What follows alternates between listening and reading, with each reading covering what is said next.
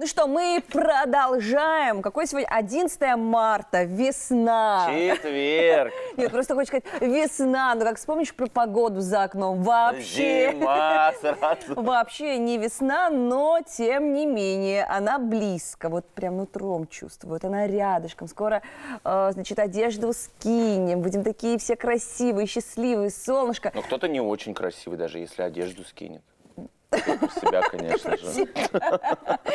Вань, ну, в общем, знаете, весна, в частности, март, если быть точнее, это месяц еще и максимальных чрезвычайных ситуаций. Да, вот мы тут смеемся, а на самом деле тема такая, не для смеха. Не шуточная, абсолютно. да, мы сейчас привлекаем внимание всех жителей Республики Башкортостан. Пожалуйста, вот буквально несколько минуточек уделите, чтобы дальнейшая ваша жизнь была максимально комфортной, удобной, без происшествий, безопасной, да, ты прав. У нас в гостях пресс-секретарь Государственного комитета Республики Башкортостан по чрезвычайным ситуациям Елена Зинатульевна и методист аварийно-спасательной службы Госкомитета Надежда Отвесова. Доброго вам утра! Здравствуйте! Доброе утро! Вот, значит, а в Госкомитете, я думала, одни мужчины работают, в Госкомитете РБ по ЧС. Вот видишь, как ты неправильно РБ по думала. ЧС, так сказать. Вот смотрите, сегодня проснулись все, пока на работу доехал, задубел. Но это только сегодня. На следующей неделе уже все, устаканивается погода. Вы, кстати, первые, да, кто, мне кажется, узнает о погоде в Республике Башкортостан. Точно на следующей неделе потеплеет? Да, действительно, на следующей неделе будет положительная температура воздуха. Плюсовая уже. Плюсовая. Чем это грозит?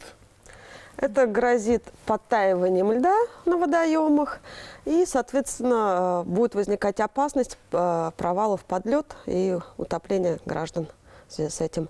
Вот правда говорят, что март – это месяц с максимальным количеством происшествий, связанных с тонким льдом?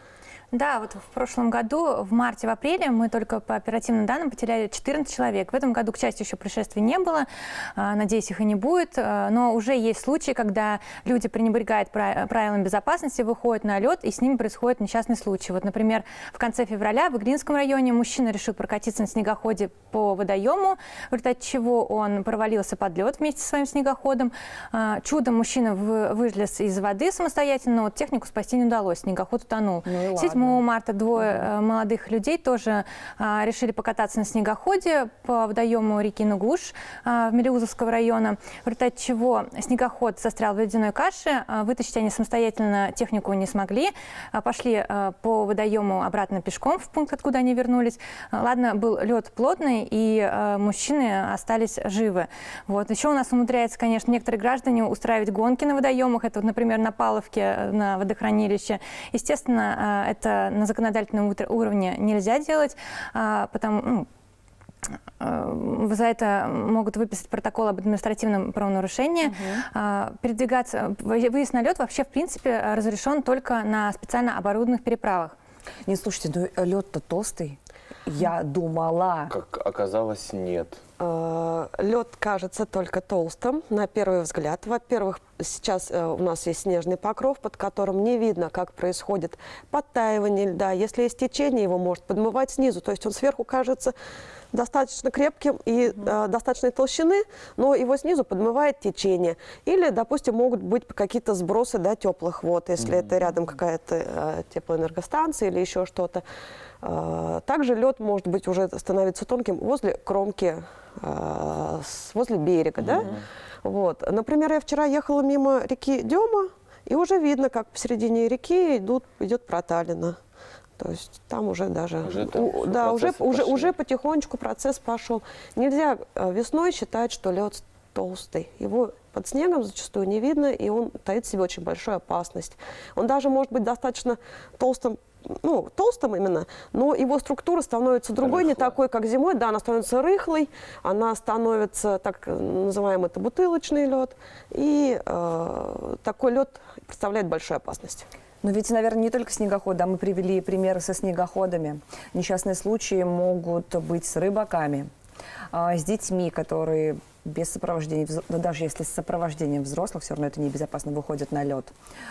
Автомобилисты ездят по льду, вот это для меня вообще, это я просто видела своими глазами. Я даже смотреть на это не могу, мне так страшно. Ты, наверное, как имеешь в виду переправы? Нет.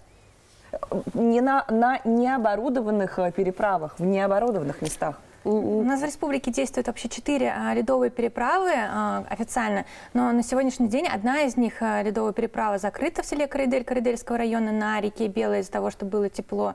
Остальные 3 функционируют. Это на реке Белая в городе Бирск, на реке Белая в селе Старангизитово Краснокамского района и в селе Никола-Березовка на реке Кама, тоже Краснокамского района. Поэтому автомобилистам нужно, самое главное, обращать вот на знаки, которые указаны на этих ледовых переправах. А каким образом они закрываются? Ну, то есть, когда, Это зависит от температуры. Как температура понижается, становится тепло, есть специальные люди, которые замеряют толщину льда, и в зависимости от толщины льда уже решают, закрывать переправу или нет. Если честно, я думала, что ледовые переправы — это вот что-то из прошлой жизни. Вот это из А нет, это наши суровые реалии. русских сказок, каких-нибудь фильмов старорусских.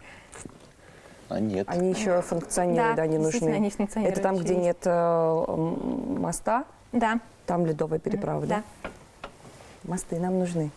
Пожалуйста, сделайте нам мосты. Ну так давайте обратимся еще и к рыбакам, к родителям, которые должны провести профилактическую беседу. Да, с самое детьми, страшное, пожалуйста. конечно, когда у нас на водоемах погибают дети. Были случаи, когда в Наримановском районе в 2019 году 3 детей играли на водоеме, в результате чего они провалились под лед, один из них погиб.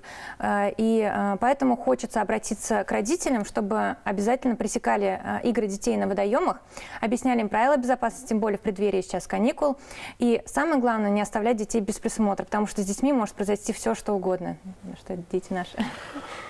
Если вдруг провалился под лед, не дай бог, Аллах согласен, просто, пожалуйста, Что делать, что делать? Главное не паниковать, постараться собраться,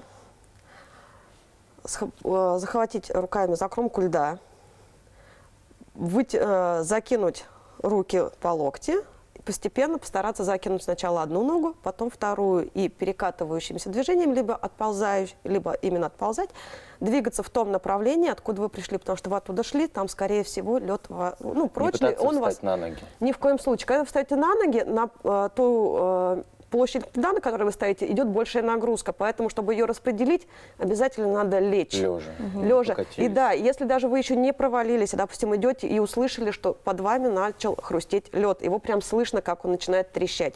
Это на самом деле такой страшный звук. Очень страшно. Сразу же надо лечь и пытаться покинуть это место ползком, и либо тихонечко перекатываясь.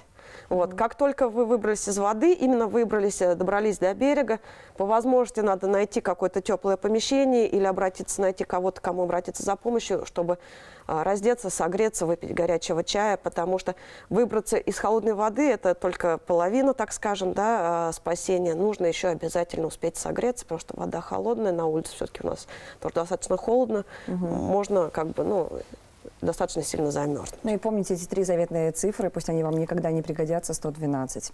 Спасибо вам огромное. Представители Государственного комитета Республики Башкортостан по чрезвычайным ситуациям были у нас в гостях. Вам как можно меньше работы. И спасибо вам за эту работу. Да, всем вашим от нас огромный привет. Спасибо. А вы Спасибо.